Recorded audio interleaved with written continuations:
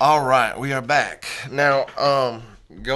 Staying on that line, what we're talking about here, as far as, uh, you know, I think the beautiful thing about music is that you're right. If it's tried and true, it can't be denied. There's nothing that can be denied about it. Um, and as far as the talent goes, it's like REM wasn't always REM. I mean, they picked up something and they was like, okay, I want to do this. Or U2, they decided, I'm going to play bass, and the Edge is like, I'm going to play the guitar with a million different effects on it. But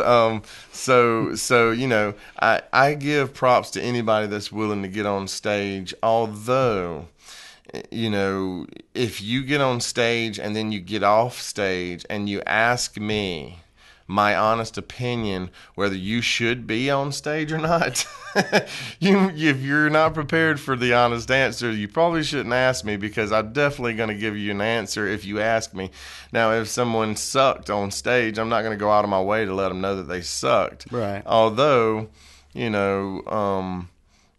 eventually you got to get a hint, you know what I'm saying? So, those people out there that give it a shot and they're just a flash in the pan, and they're able to play, 4 or 5 power chords and scream into a microphone, in a melodic way for, half hour. That's great. That's wonderful. But you're not going to last long if that's all you're going to do. That's why I'm giving you kudos, because switching from drums to fucking guitar, and then not only switching from drums to guitar, but if you're doing backup singing as well and playing the guitar, I'm singing lead. I mean, that's I'm fucking songs, that's a whole new beast, and for us especially, as we get older, to take on a new project, a totally new project, and doing kind of a new place in the band, and taking on different responsibilities than before, not having to lug all those drums around. That's been nice, dude, for real. I bet that would be like the number one thing. It's like, I don't have to carry my drums. Holy shit. It's like you're heading to a gig and you're like, holy shit, I ain't got to carry my drums. How do you feel about the guys that you're playing with as far as playing guitar? I mean, do you kind of fall in there just like you always would with the drums? Well, I'm not gonna lie. The training wheels are still on. But it's working out. Playing with Chris is great, because Livingston is he's a guitar instructor. So he's got patience, and he's very, very patient. He's tolerated, he's tolerated me, and he's tolerated Tracy. Because Tracy's self-taught bass player, and she comes, her brain thinks about music differently than most bass players, for sure. She grew up in North Carolina, and there, was around for a lot of picking and grinning, and I think having a good time. The first things some of the first things she learned were like finger rolls and stuff on the banjo. So, like when she picks up a guitar, you're not going to get chords. Yeah. So, straight strum chords. So her approach is different, and then and obviously here I am trying to learn how to make this thing work, trying to play it so I'm not bending notes out of tune and shit like that. Right. I really, honestly, am surprised at how quickly we ended up playing out, and some of it's been a as far as performance quality wise, has been a little bit of a mixed bag, but at the same time, maybe it's because this music is just way more accessible, and the wall is not knocked down, between the performer and the audience. Right. We're not standing on big, tall stages, and yeah, I don't know if maybe it's more accessible, or whatever. But I'm starting to see this thing sort of gain traction way quicker than I'm like, oh, how fuck. many shows have y'all played? Just 2 so far. Oh, no kidding. Yeah. How do you feel about the audience's reaction to you playing the guitar? Let's see. Somebody said I was encouraged by it, because someone had said, because I've got a little Alvarez artist series, And I love Alvarez. And shout out Alvarez. It's a great guitar. It's a great guitar for sure for being a pack rim instrument. It's great. But and Chris is over there playing a Martin. Right. And after the first show, somebody came up to us and said that my guitar sounded better than his, and I was like, "Oh, right." So I'll take that. Yeah. What has really blown me away? Yeah, no doubt. What has really blown me away is that what we're doing sort of lends itself to, and that name lends itself to the whole storyteller aspect of things. And people really, really dig that. I do too. I like it a lot. That's why I love Larry John Wilson so much. No doubt, dude. And God, rest in peace, Larry John. But I've never been in a band where you play your very first show and people are coming up and calling out the songs by name. Right. Saying, I really, really like Cordoba. That was awesome. That's cool. I'm like, fuck, what, really? That blew my mind. It's happened each time we played, Hell yeah. So I can only assume that that'll be the same going forward. We did play in a bar. We played at the Highlander for the second show, and it was the same fucking thing, dude. It was like, wow, these people are, and they were invested. Yeah. Yeah. That's good, though. That's good. That's awesome. And so, what's the best moment that you've had on stage? Like most rock and roll moment. Most rock and roll moment. The most rock and roll moment that I've ever had on stage was at Squeaky's Tip Top, believe it or not. Oh yeah, no, that's very believable. Obviously no stage. Squeaky's Tip Top. There was a band from New York that used to come down here and play, and they played. They were room. They were shoulder exactly.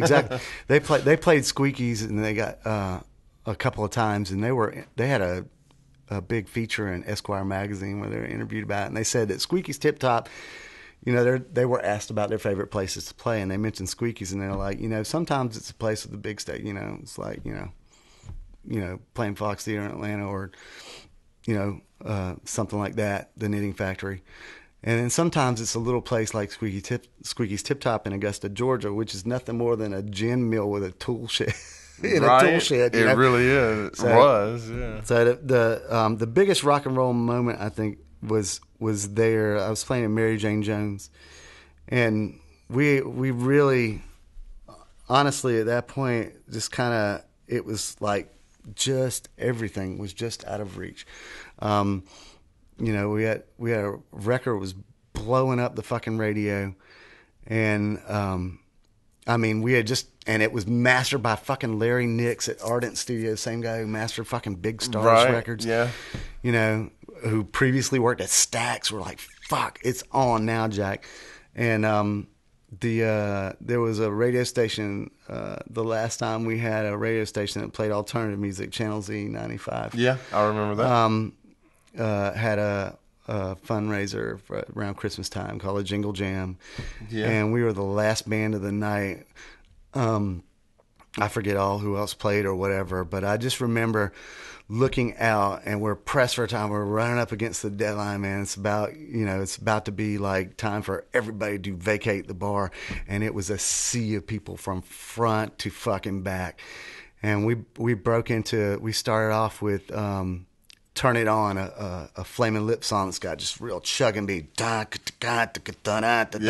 And looking out, and literally the first people you see were like, here's the mic that Rob Bernier's singing into, and here's the first person, and then all the way to the back. And everybody, we break into that song, people start bouncing up and down the place, looked like a fucking popcorn factory. Dude, that's awesome. It was fucking awesome, dude. That little place, that's so humble, but goddamn, I love it. And, I played in front of fucking 15,000 people, but that gave me the biggest thrill, for sure. That's cool. That's a good story. That's cool. I was talking to somebody the other day, and they were talking about their moment, and it was something similar because it was,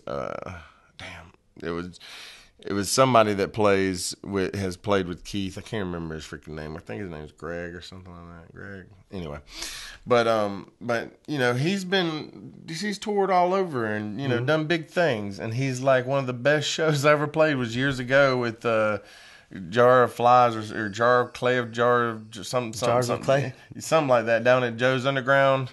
And he's like, and it was freaking packed, and it was sweaty, and everybody was smoking, and it was like, a submarine of smoke. And it's so crazy to me, now thinking about all the venues that I've played where it was literally so smoky that you couldn't walk through there without fanning the smoke out, And now there's a lot of places where I play where smoking's not allowed. Shit, man. Joe's Underground used to be offensive to smokers. Oh, I'm telling you, man. Like, you'd go in there the next day if you left any equipment down there, and you'd be in there for 30 seconds grabbing something, and you smell like a stale cigarette. Now, do you feel like that's affecting the live music as far as the bars go that aren't allowing people to smoke inside anymore? I don't think so. Unless the only way I could see it affecting is if the people who are going outside are just to smoke are so distracted that they don't that it's more important to smoke than listen to the music. But they started that shit a long time ago in bigger places than this. Oh yeah. Mm-hmm. The first time I went to New York City with Hell Blinky, you couldn't smoke anywhere. And that was years ago. And that was around 2003, I think, 2003, 2004. Mm-hmm. And everywhere I've been that was like that, it's packed. It didn't matter. I count it as a blessing because I've never smoked cigarettes, and I don't care for them. I'm actually asthmatic. And so sometimes it would literally kill me to sit beside somebody in the bar and they're smoking a cigarette, and the smoke, for some reason, loves to come. It gravitates to the non-smoker for sure. I'm like, Jesus Christ. Especially the Metro, because you'd go in there during the day and you just want to chill, look, do some work on a laptop or whatever, and it's like, God damn, dude, Jesus Christ. Yeah. But once you reach a certain level, you don't have to worry about that shit anyway. But I always kind of, I'm not settling on playing little dive clubs for the rest of my life, but I'm okay with it if that's what happens. You know what I'm saying? I'll take that. I'll take that sprinkled in with, I think like currently our goal is to do, we're playing Stillwater next week. You can't smoke in there. Stillwater's fun. And that is a great room. Yeah. And I'm kind of... It seems like that venue attracts people that really like to listen to original music. That's what I'm saying. Yeah. It's really good to go into a bar where everybody's not so concerned with trying to, hook up or, see who can fucking power drink the hardest. Yeah. And they're actually there to listen to the music. Right, yeah. And that is an attentive audience. I love going there. And Happy Bones gets to play there for the first time September 4th. Awesome. Yeah. That's cool, dude. First time in there. You're probably going to make it your home. That's my plan. I plan to make that place my home for this project.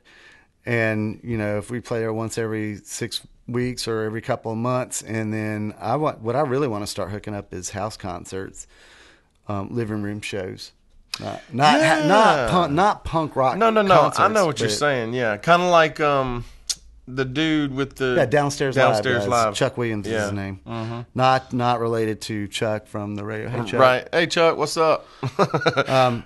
But he's been doing that for a long time with some success. And where he came across that idea was he went on a rock boat cruise. There's a company out of Atlanta that called Six Man that puts on these rock boat cruises, and this weird synergy has developed. All these artists end up spending all this time with all these people, these music fans on this boat. That's a good idea for networking.